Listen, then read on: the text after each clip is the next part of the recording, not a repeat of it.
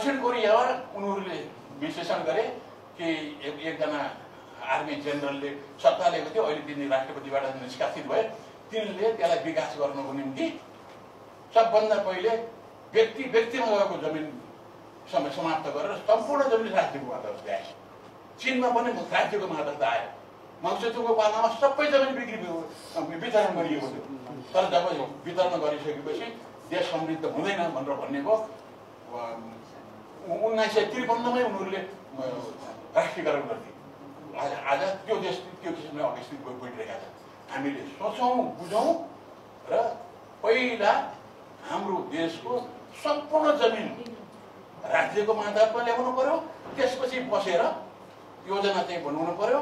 पिउने पानीदेखि स्कुलदेखि सारा जमिन आवश्यक मान्छेका निम्ति आवश्यक जति छन् ती सबै एउटा योजना बनाएर काममा लाग्ने स्थिति सिर्जना नहुँदासम्म यो हुँदैन। अर्को अनुरोध के छ भनेर भने यस्तो किसिमको छलफल हामीले गरेर हुन्छ।